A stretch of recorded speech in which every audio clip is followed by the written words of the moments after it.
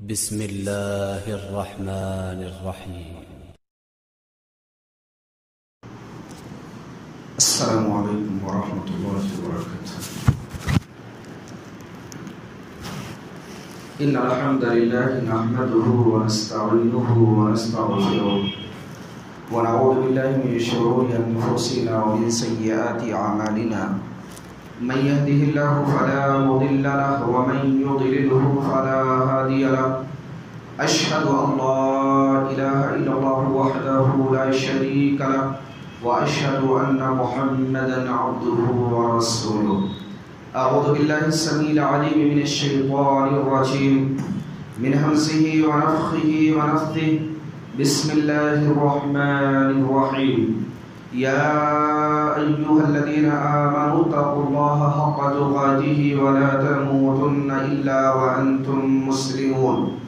يا أيها الناس اتقوا ربكم الذي خلقكم من نفس واحدة وخلق منها زوجها وبث منهما رجالا كثيرا ونساء واتقوا الله الذي تساءلون به والأرحام إن الله كان عليكم رقيبا.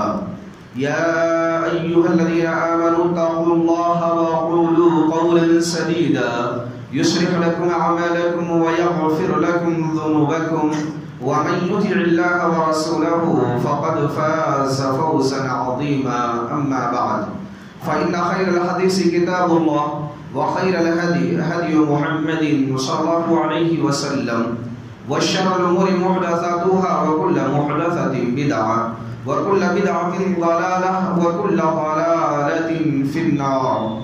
فأعوذ بالله السميع العليم من الشيطان الرجيم. يوم نقول لجهنم هل امتلأت وتقول هل من مزيد وأزلفت الجنة للمتقين غير بعيد. هذا ما توعدون لكل أواب حفيظ من خشي الرحمن بالغيب وجاء بقلب منيب. ادخلوها بسلام ذلك يوم الخلود. وقال الله جل وعلا في موضع آخر: يا أيها الذين آمنوا لا تأكلوا الربا أضعافا مضاعفة. برادران اسلام، اس سے پہلے کہ خطبہ جمعہ کے اندر سود کے سلسلے میں اللہ اور اللہ کے نبی علیہ السلام کی تعلیمات کا تذکرہ کیا گیا کہ انسان سودی کاروبار سے باز رہے، اس لیے کہ اگر سود کے اندر وہ ملوث ہوتا ہے تو ایسی صورت میں اللہ رب العالمین اس کی دعاؤں کو، اس کی عبادتوں کو قبول نہیں کرتا. اللہ تبارک و تعالی کی جانب سے اس کے اوپر لعنت کی جاتی ہے اور وہ بندہ اللہ اور اس کے رسول سے اعلان جنگ کرتا ہے، جس بنا پر رب العالمین نے ہمیں اور آپ کو سود سے باز رہنے، سودی کاروبار میں پھنسنے سے روکا اور منع کیا ہے. اگر کوئی بندہ جان بوجھ کر ان چیزوں میں آ رہا ہے تو ایسی صورت میں وہ اللہ رب العالمین کے عذاب کا دنیا اور آخرت میں شکار ہوگا، جس سے بچنے کی ہمیں اور آپ کو ضرورت ہے. آج کے خطبہ جمعہ کے اندر سود کی چند شکلیں جو ہمارے اور آپ کے معاشرے میں رائج ہیں، اس کے سلسلے میں کچھ باتیں رکھی جائیں گی، جن میں سے پہلی چیز یہ ہے کہ ہم قسطوں کا جو کاروبار کرتے ہیں، اس بارے میں ہمیں یہ جاننا ضروری ہے کہ آیا ایسا کرنا ہمارے لیے صحیح ہوگا یا نہیں. وجہ کیا ہوتی ہے کہ بہت سارے افراد ایک چیز کو خریدتے ہیں اور خریدنے کے بعد قسطوں میں ایک قسط ہر مہینے میں کچھ پیسے ادا کرتے ہیں. ایسا کرنا کیا شریعت اسلامیہ کے اندر جائز ہے؟ جبکہ اگر نقد لیا جائے تو وہ چیز 10,000 کی ہوتی ہے اور اگر ادھار لیا جائے، قسطوں میں لیا جائے تو اس کی قیمت 12,000 ہو جاتی ہے. اور آج ہمارے معاشرے میں یہ تجارت عام ہے. شریعت اسلامیہ کا یا علماء کا اس بارے میں کیا کہنا ہے، اسی کے بارے میں چند چیزیں انشاءاللہ العزیز رکھی جائیں گی. تو اس سلسلے میں علماء کی دو آرائیں ہیں. دو رائے علماء کی اس بارے میں موجود ہے کہ ایک صحیح ہے یا نہیں ہے، تو پہلی رائے یہ ہے کہ اگر خریدی اور بیچی جانے والی چیز کی قیمت بذریعہ اقساط قسطوں میں ادائیگی کی صورت میں وہی ہے جو نقد ادائیگی کی صورت میں ہے تو جائز ہے، اور اگر نقد کم قیمتوں میں مل رہی ہے اور ادھار لینے میں وہ چیز زیادہ قیمت میں ہو جا رہی ہے تو ایسی صورت میں ناجائز اور حرام ہے اور سود ہے۔ انہوں نے 2 دلیلیں اس سلسلے میں پیش کی۔ پہلی کی نہا رسول اللہ صلی اللہ علیہ وسلم ان بیعتین فی بیعت، اللہ کے نبی علیہ السلام نے ایک بیع میں 2 بیع کرنے سے روکا اور منع فرمایا، یعنی چیز ایک ہے، اب اس کے اندر ہم 2 بیع کرنا چاہتے ہیں کہ نقد دو گے تو اتنا اور ادھار لو گے تو اتنا۔ اللہ کے نبی علیہ السلام نے اس بیع سے روکا اور منع فرمایا ہے۔ دوسری دلیل یہ ہے من باع بیعتین فی بیعت فلہ اوکسہما او الربا، کہ اللہ کے نبی علیہ السلام نے فرمایا جس نے کسی چیز کو بیچا یا خریدا، ایسی صورت میں ایک بیع میں اس نے 2 معاملے کیے تو ان میں سے سب سے کم قیمت والے پر اتفاق ہونا چاہیے، ورنہ یہ چیز ربا ہوگی، سود ہوگی۔ یہ اللہ کے نبی علیہ السلام نے تعلیم و پیغام دیا۔ یہ سنن ترمذی، ابو داؤد اور سنن نسائی کی روایت ہے اور یہ روایت صحیح ہے۔ اللہ کے نبی علیہ السلام کی تعلیم اس بارے میں یہی موجود ہے۔ تو ایسی صورت میں اس رائے والوں کا کہنا یہ ہے کہ ادھار کی صورت میں جو رقم پر اضافہ کیا گیا ہے وہی سود ہے، کیونکہ قسطوں پر مہنگی چیز لینے کی مثال ایسے ہی ہے جیسے آپ نے کسی کو قرض دیا تو یقیناً آپ کو اتنی ہی رقم واپس لینی ہے، اگر کچھ زیادہ لیں گے تو وہ رقم سود کی ہوگی، کیونکہ کل قرض جلب المنفع فهو ربا، ہر وہ قرض جو نفع کو کھینچ لے وہ سود ہے۔ ہم نے کسی کو دیا 100 روپے، اس سے 101 روپے لے رہے ہیں تو 1 روپیہ ہمارا سود کا ہو جاتا ہے۔ تو اللہ کے نبی علیہ السلام نے یہ تعلیم اور یہ پیغام دیا کہ اگر ہم کسی کو قرض دیتے ہیں تو ایسی صورت میں اس قرض پر ہم اضافہ نہ لیں، اگر لیتے ہیں تو سود ہو جائے گا۔ اگر ہم اس کے برخلاف دوسری صورت دیکھتے ہیں کہ قرض ہم نے کسی کو دے دیا، جتنا قرض ہم دے رہے ہیں اتنا لے رہے ہیں، تو اللہ کے نبی علیہ السلام کی 2 باتیں اپنے ذہنوں میں رکھ لیں۔ آپ صلی اللہ علیہ وسلم نے فرمایا جس شخص کو یہ بات پسند ہے کہ قیامت کے دن میدان محشر میں اپنے رب کے سائے میں یا عرش کے سائے میں جگہ حاصل کرنا چاہتا ہے تو اپنے قرض دار کو مہلت دی۔ اگر آپ نے قرض دار کو مہلت دیا، اس سے کچھ بھی زائد رقم وصول نہیں کیا، تو آپ اس بات کو اپنے اوپر نافذ کر رہے ہیں کہ قیامت کے دن اللہ رب العالمین اپنے عرش یا اپنے سائے میں جگہ عطا فرمائے۔ سبحان اللہ، بہت بڑی فضیلت کی بات ہے۔ دوسری، اللہ کے نبی علیہ السلام نے یہ تعلیم دی کہ اگر آپ نے کسی کو قرض دیا، جب تک وہ ادا نہیں کر رہا ہے، آپ نے مدت متعین کر دی کہ 1 سال کے اندر میرا قرض واپس کر دو، 1 لاکھ روپے آپ نے قرض دے دیا، جب تک وہ قرض ادا نہیں کر رہا، ہر روز 1 لاکھ روپیہ صدقہ کرنے کا اجر و ثواب آپ کو ملتا ہے۔ سبحان اللہ، بہت بڑی فضیلت کی بات ہے، لیکن مسلمانوں نے اس فضیلت کو ترک کر دیا۔ اب 1 سال کی مدت ہو گئی، وہ بندہ آپ کی رقم کو ادا نہیں کر پا رہا، آپ نے اسے مہلت دے دیا کہ چلو 2 مہینہ اور مہلت لے لو اور یہ رقم ادا کر دو۔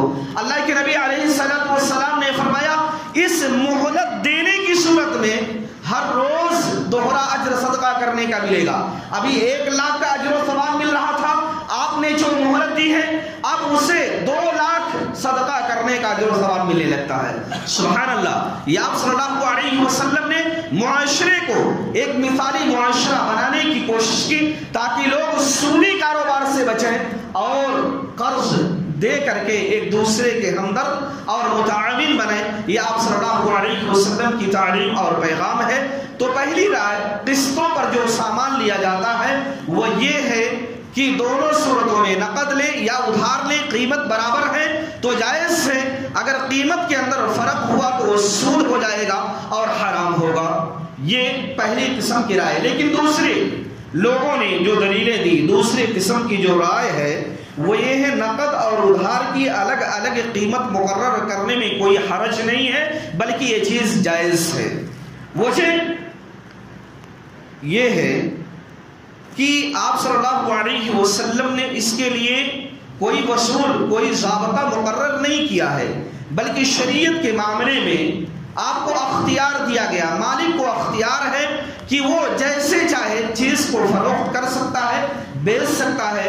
ادھار میں الگ رقم ہو، نقد میں الگ رقم ہو. اللہ کے نبی علیہ السلام نے کوئی ضابطہ اس سلسلے میں، یا شریعت اسلامیہ نے اس سلسلے میں کوئی ضابطہ مقرر نہیں کیا ہے. یہ پہلے قسم کی رائے ہے. لیکن دوسری حدیث جو انہوں نے پیش کی، پہلی رائے والوں نے کہ ایک بے میں دو بے کرنا اللہ کے نبی علیہ السلام نے روکا اور منع فرمایا. امام ترمذی رحمۃ اللہ علیہ اس روایت کو پیش کرنے کے بعد لکھتے ہیں کہ بعض اہل علم کی رائے یہ ہے کہ اگر کوئی چیز ہم کسی سے بیچ رہے ہیں اور پھر ایسی صورت میں ہماری بات ہو رہی ہے نقد میں اتنا اور ادھار میں اتنا، یعنی نقد میں 10 روپے، ادھار میں 20 روپے. اب دونوں کے درمیان بات مکمل نہیں ہوئی ہے اور بے کو مکمل کر لیا گیا، تو پھر قیمت مجہول ہے. اب معلوم نہیں نقد والی قیمت لی جائے گی یا ادھار والی قیمت لی جائے گی، میں متعین نہیں ہوئی. لیکن اگر رقم کو متعین کر لیا جائے کہ میں اس بیس پہ لے رہا ہوں، ادھار لے رہا ہوں یا نقد لے رہا ہوں، تو ایسی صورت میں بے جائز ہوگی. لیکن اگر رقم مجہول ہے، قیمت مجہول ہے، اس کے بارے میں کوئی تذکرہ نہیں کیا گیا، تو ایسی صورت میں جائز نہیں ہوگی. اور اگر آپ نے بتا دیا کہ میں ادھار لے رہا ہوں اور جو آپ نے کہا 20 روپے میں لے رہا ہوں، تو پھر وہ چیز جائز ہے. شریعت اسلامیہ کے اندر وہ چیز حرام نہیں ہے. لیکن علماء نے یہ شرط کے ساتھ کہا کہ کمی بیشی جائز ہوگی جب اس کے اندر چیز فکس ہو، متعین ہو. اگر متعین نہیں ہے تو جائز نہیں ہو سکتی، بلکہ ربا اور سود ہوگی. جیسے دور حاصل کے اندر بہت ساری تجارتیں ایسے، موبائل آپ لے رہے ہیں یا گاڑیاں لے رہے ہیں اور اس کے اندر یہ چیز متعین ہوتی ہے کہ بھائی 1 سال کے اندر تم یہ رقم ادا کرو گے. ابھی 10,000 ادا کر دو، ہر مہینے کے اندر 5-5 ہزار ادا کرتے رہنا. وہ ایک متعین وقت ہوتا ہے، اس متعین وقت میں اسے وہ رقم ادا کرنی ہے. اگر وہ ادا کر دیتا ہے تو ٹھیک ہے، اگر ادا نہیں کرتا، ادا نہ کرنے کی صورت میں مدت زیادہ ہو گئی، اب اس شخص نے اس کے اوپر اضافہ کر دیا، تو یہ سود ہے جو ناجائز اور حرام ہوگا، اور ایسا شریعت اسلامیہ کے اندر جائز نہیں ہے. ایسے ہی ائمہ اربعہ، جمہور فقہاء اور محدثین کی یہی رائے ہے کہ نقد اور ادھار کی صورت میں قیمتیں الگ ہو سکتی ہیں، اس میں کوئی حرج کی بات نہیں ہے. کمی اور اضافے کے ساتھ بیچنا جائز ہے، بشرطے کہ بائع اور مشتری کسی ایک قیمت پر اتفاق کر لیں. یہی رائے علامہ ابن باز کی، علامہ محمد بن صالح العثیمین کی اور صالح الفوزان کی اور دیگر علماء امت کی یہی رائے ہے قسطوں کے بارے میں کہ اگر فکس ہے ٹائم اور اس کی قیمت تو پھر جائز ہے، اور اگر مجہول ہے تو پھر وہ ناجائز ہوگی اور سودی کاروبار کے اندر شمار کی جائے گی. اس لیے جب ہم ایسی بے کرنا چاہتے ہیں تو ہمیں شرائط کا خصوصیت کے ساتھ لحاظ کرنا ضروری ہے، ورنہ ہم اور آپ گناہ کے اندر مبتلا ہو جائیں گے، پھنس جائیں گے. دوسری چیز جو ہمارے اور آپ کے معاشرے کے اندر پائی جاتی ہے وہ انشورنس کی بات ہے. اور انشورنس لائف انشورنس ہوتا ہے، LIC جو ہے، اور دیگر ہوتے ہیں. تو اس بارے میں شریعت اسلامیہ کی کیا رائے ہے اور علماء کرام نے اس بارے میں کیا کہا؟ کیونکہ جو بیمہ کراتے ہیں، انشورنس کراتے ہیں، اس کی 3 صورتیں بڑی بڑی جو ہیں وہ یہ ہے کہ انسان اپنی پوری زندگی کا بیمہ کراتا ہے، یا ایسے ہی اپنی املاک کا، جائیداد کا بیمہ کراتا ہے، یا پھر ذمہ داریوں کا بیمہ کراتا ہے، یعنی بیٹیاں ہیں ان کی تعلیم کا، ان کی شادیوں کا بیمہ کراتا ہے. ایسی صورت میں اس بارے میں علماء نے کون سی باتیں کہیں، کیا باتیں کہی ہیں؟ اس میں ہوتا یہ ہے کہ کمپنی جو ہوتی ہے اپنے کسی معتمد ڈاکٹر سے اس شخص کا معائنہ کرنے کے لیے کہتی ہے کہ اس کی صحت کا اندازہ لگایا جائے. جب کمپنی کے اس ڈاکٹر سے اسے معلوم ہوتا ہے کہ ابھی اس کی صحت جو ہے اس حساب سے کہا جا سکتا ہے کہ یہ 20 سال تک زندہ رہے گا, 20 سال تک یہ بندہ زندہ رہے گا, ایک اندازہ ہوتا ہے. ایسی صورت میں اس کے لیے کمپنی کہتی ہے تم 10 سال یا 15 سال تک 10 لاکھ روپیہ دو گے تو پھر ہم تمہیں 25 لاکھ روپے ادا کریں گے. یہی چیز ہوتا ہے جو لائف انشورنس کراتے ہیں, اس کے اندر یہی چیزیں ہوتی ہیں. اب ایسی صورت میں اس نے 10 لاکھ دیا, ایوش میں اسے 25 لاکھ مل رہے ہیں. یہ 15 لاکھ جو زائد مل رہے ہیں یہ سود ہے جو حرام ہے, اور ایسا کرنا شریعت اسلامیہ میں جائز نہیں ہے. دوسری صورت کیا ہوتی ہے کہ کمپنی نے آپ سے طے کیا 20 سال آپ زندہ رہیں گے, ایک اعتماد اور بھروسہ کیا جاتا ہے, ایک قیاس کیا جاتا ہے. پھر صورتحال یہ ہوتی ہے کہ اگر وہ 2 سال کے اندر مر گیا تو پھر کمپنی اس کے ورثہ کو 25 لاکھ روپے ادا کرتی ہے. اب اس نے 2 سال ادا کیے, ایسی صورت میں اسے 25 لاکھ اس کے ورثہ لے لیتے ہیں, جو یہ جائز نہیں بلکہ حرام ہے. تیسری صورت اس کے اندر کیا ہوتی ہے کہ جو کلائنٹ ہوتے ہیں وہ پیسے ادا کرتے رہتے ہیں, پیسے ادا کرتے کرتے 2 سال 3 سال 4 سال تک ادا کیے, کسی مجبوری کے تحت اب وہ پیسہ ادا کرنے سے بندہ عاجز رہتا ہے, ادا نہیں کر سکتا, پھر کمپنی اسے 1 روپیہ بھی ادا نہیں کرتی بلکہ پورا مال اس کا ضبط کر لیتی ہے, جس بنا پر یہ چیز ناجائز و حرام ہو جاتی ہے. تو شریعت اسلامیہ نے جو ہمیں اور آپ کو اصول دیا وہ یہ ہے کہ بندہ ان چیزوں پر بھروسہ کرنے کے بجائے اللہ رب العالمین کی ذات پر بھروسہ کرے. بندہ جب ان چیزوں کے اندر پھنستا ہے تو ایسی صورت میں اس کا اعتماد اور بھروسہ اللہ رب العالمین کی ذات سے اٹھ جاتا ہے اور اسی کمپنی پر آ جاتا ہے کہ مرنے کے بعد چلو میرے پاس بینک بیلنس تو رہیں گے, اور اس صورت میں ہمارے بچے جو ہیں اس سے استفادہ کر لیں گے. دوسرا یہ ہے کہ شریعت اسلامیہ نے ہمیں ایک اصول, ایک ضابطہ دیا ہے کہ لا ضرر ولا ضرار, ہم نہ خود نقصان اٹھائیں اور نہ کسی کو نقصان پہنچائیں. اس لیے ہمیں خود نقصان کے اندر نہیں جانا ہے اور اپنی ذات کے ذریعہ کسی کو نقصان کے اندر مبتلا نہیں کرنا ہے. تیسری صورت یہ ہوتی ہے کہ بہت سارے کلائنٹ ایسے ہوتے ہیں کہ وہ پیسہ جمع کرتے رہتے ہیں, اب ان کے ورثہ کیا ہوتے ہیں, لالچ میں آ کر کے اپنے کلائنٹ کو, اپنے باپ کو قتل کر دیتے ہیں تاکہ کمپنی سے وہ 25 لاکھ روپے ہمیں جلد سے جلد مل جائیں. اور ایسا عام طور پہ ہوتا بھی ہے اور ہو بھی رہا ہے. اس لیے شریعت اسلامیہ نے ہمارے لیے جو اصول اور ضابطے بیان کیے اس کے تحت اگر دیکھا جائے تو یہ انشورنس جو کرایا جاتا ہے اور اس کی جتنی قسمیں ہیں علماء نے ان تمام کو ناجائز اور حرام قرار دیا ہے اور کہا ہے کہ یہ چیز جو ہے یہ سودی قسم سے ہے, اس لیے ایسا نہیں کیا جا سکتا.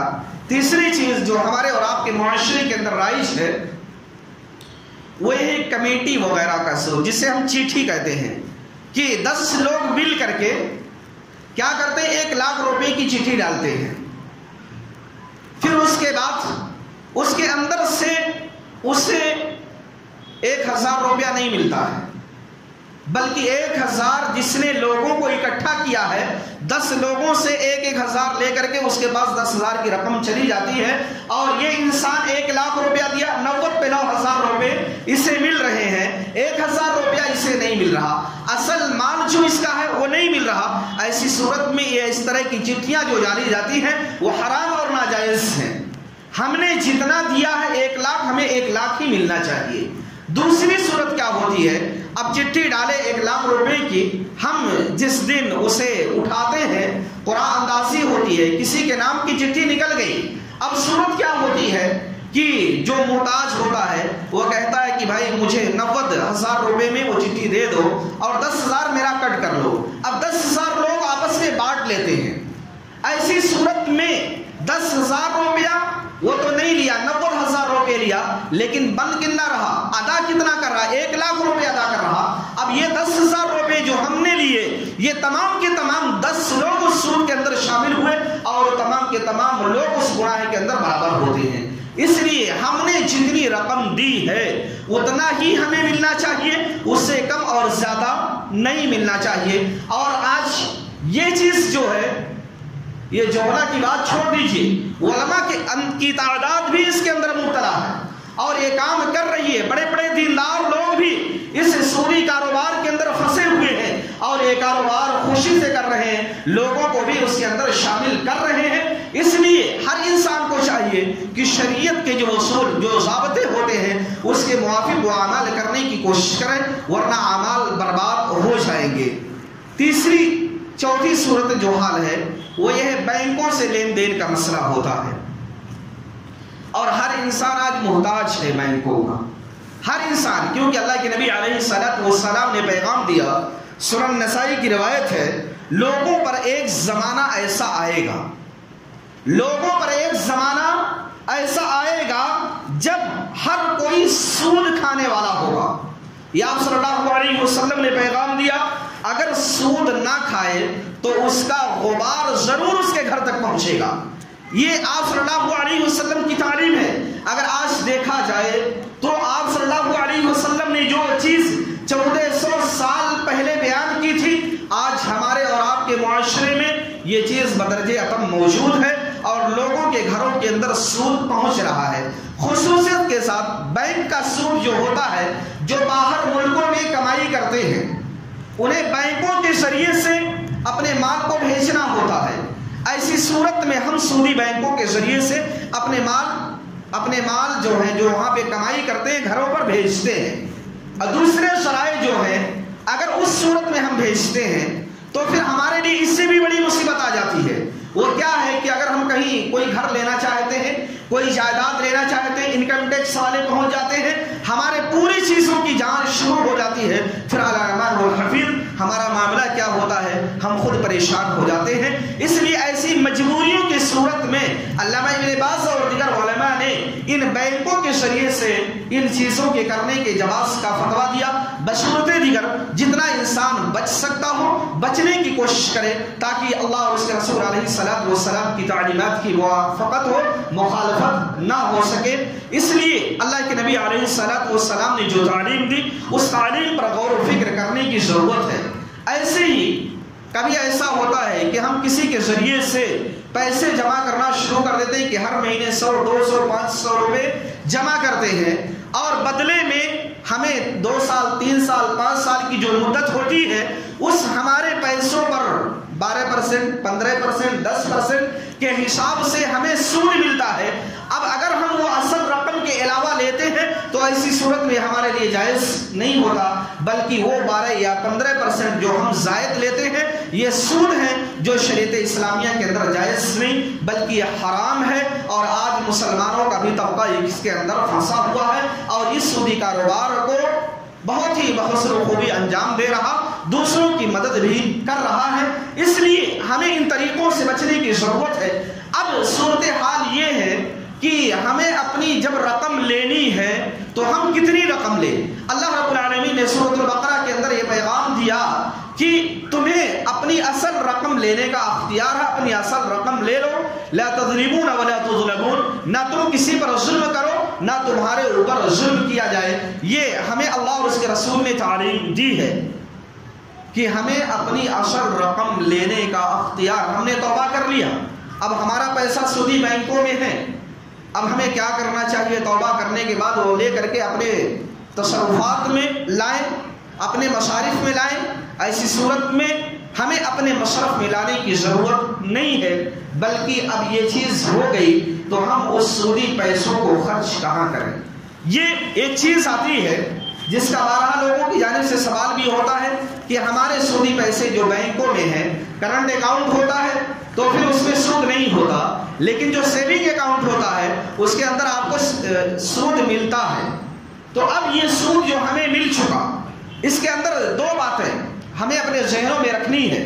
پہلی چیز جو ہے، جو اصل رقم ہے وہی ہماری ملکیت ہے، جو اضافی رقم ہے وہ ہماری ملکیت نہیں ہے، اس کے اندر ہمارا اختیار ہے۔ لیکن آج ہم یہ سوچتے ہیں کہ سود بھی ہماری ملکیت ہے اور ملکیت ہی کی بنا پر انسان ایک دوسرے سے لڑائی کرنے پر بھی راضی ہو جاتا ہے اور ان سودی معاملات کے اندر پھنستے ہوئے چلا جاتا ہے، جبکہ ہمیں اختیار ہے شریعت کی جانب سے، ہماری وہ ملکیت نہیں، اصل رقم ہی ہماری ملکیت ہے، سود ہمارا اختیار ہے۔ اب یہ پیسے ہم کہاں خرچ کریں؟ علماء نے اس کے چند مصارف بیان کیے ہیں، جن میں سے چند مصرف کا تذکرہ جسے مقبول احمد سلفی نے بیان کیا، جو طائف کے اندر ایک داعی ہے۔ انہوں نے کہا ایسے بھوکے غریب و نادار پر خرچ کیا جائے جو نانے شبینہ کے محتاج ہیں، جن کے پاس کھانے پینے کی کوئی چیز نہیں ہے، ان کے اوپر اس پیسے کو خرچ کر دیا جائے۔ دوسرا مصرف انہوں نے بیان کیا، ایسے غریب مریض کا علاج کرایا جائے جس کا کوئی پرسان حال نہیں ہے، یعنی ہاسپٹل میں ہے، روڈوں پر ہے، بیمار ہے، مریض ہے، کوئی دیکھنے والے والا نہیں، ایسی صورت میں ہم سودی پیسے سے اس کا علاج کراتے ہیں۔ تیسرا وہ مقروض جس کے لیے قرض کی ادائیگی بہت ہی مشکل اور دشوار ہے، وہ قرض ادا نہیں کر پا رہا، ایسی صورت میں اس سودی رقم سے اس کی مدد کی جائے کہ وہ اپنے قرض کو مکمل طور پر ادا کر لے۔ چوتھا مصرف یہ ہے، غیر مسلمین کے ادارے میں اس پیسے کو خرچ کیا جائے جہاں پر مسلم بچے زیر تعلیم نہیں ہیں اور وہ ادارہ اسلام کا مخالف، اسلام کا دشمن نہیں ہے، تو ان جگہوں پر اس سودی پیسے کو خرچ کر دیا جائے۔ پانچواں مصرف، ایسے غیر غریب غیر مسلم پر اس رقم کو خرچ کیا جائے جو اسلام مخالف نہیں، اسلام کا دشمن نہیں ہے۔ چھٹا مصرف یہ ہے، حکومت کی طرف سے ظالمانہ ٹیکس جو عائد کیے جاتے ہیں ان پر بچہ انسان اپنے اس سودی پیسے کو خرچ کر دے، جیسے انکم ٹیکس ہے، سیل ٹیکس ہے، ویٹ ٹیکس ہے، یا کسٹم ڈیوٹی ٹیکس ہے، وغیرہ وغیرہ، ان جگہوں پر وہ ان سودی پیسوں کو خرچ کر دے، لیکن نجی مفاد والی جگہوں پر وہ ٹیکس کے پیسے یا وہ جو سود کے پیسے ہیں اسے خرچ نہیں کر سکتے، جیسے ہاؤس ٹیکس ہے، گھروں کا ٹیکس ہوتا ہے، یا واٹر ٹیکس ہوتا ہے، جسے بندہ اپنی نجی ضرورتوں میں استعمال کرتا ہے، وہاں پر یہ سودی رقم خرچ نہیں کرے گا۔